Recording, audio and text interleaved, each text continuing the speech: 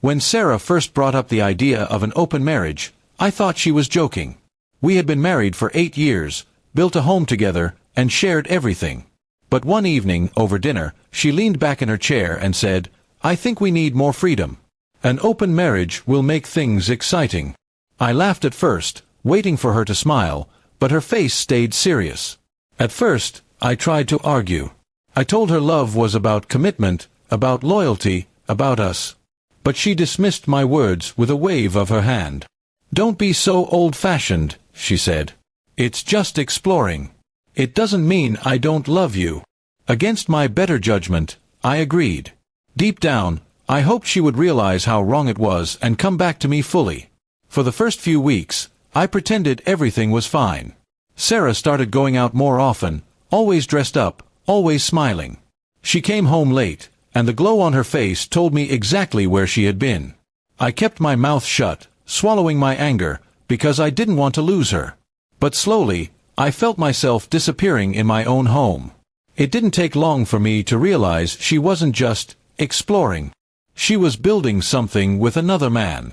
His name was Victor, a man with money and influence, and suddenly Sarah began acting like she was above me.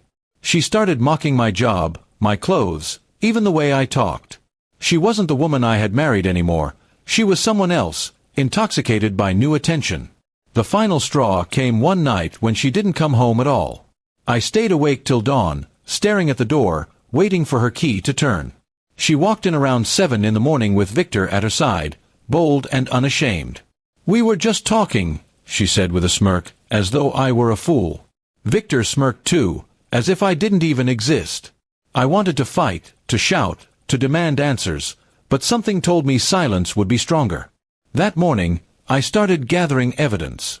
Phone records, messages, photos. I wasn't planning on revenge through anger. I wanted the truth exposed. The more I uncovered, the worse it became. Their meetings weren't just about romance. They were involved in shady dealings, using hotels and private parties as covers. The breaking point came when I overheard Sarah talking to Victor about money transfers and keeping things quiet. It wasn't just an affair anymore.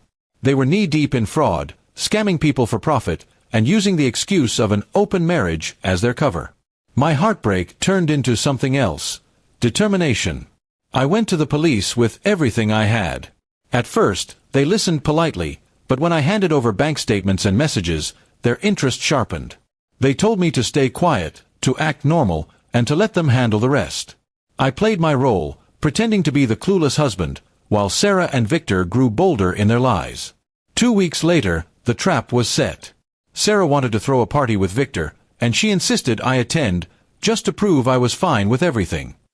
I went, smiling, holding my drink, and waiting. The room was filled with laughter, music, and their arrogance. Then, just as Sarah leaned into Victor, the doors burst open. Police officers stormed inside, shouting orders, and within minutes, both of them were handcuffed. Sarah's face turned pale. "What's happening?" she cried, looking around desperately. Victor tried to argue, but the officers read out charges: fraud, embezzlement, conspiracy. The entire room fell silent as the two of them were dragged away, their glamorous world crumbling in front of everyone. I stood there, still holding my glass, watching the woman I once loved taken away in handcuffs. She locked eyes with me, searching for help, but I gave her nothing. For the first time in months, I felt peace. I hadn't shouted, I hadn't fought, but the truth had done its work. The following days were a blur of whispers and gossip. Neighbors, friends, even relatives called to ask what happened. I told them only the truth. She had chosen her path, and I had simply stepped aside to let the law do its job. People shook their heads, some with pity, others with judgment, but I felt no shame.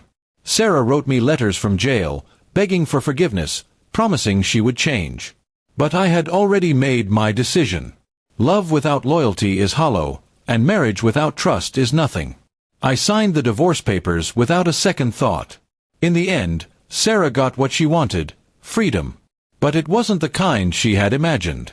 It came with prison walls, cold metal bars, and the echo of choices she could never take back. And me. I walked away, finally free in the way that truly mattered.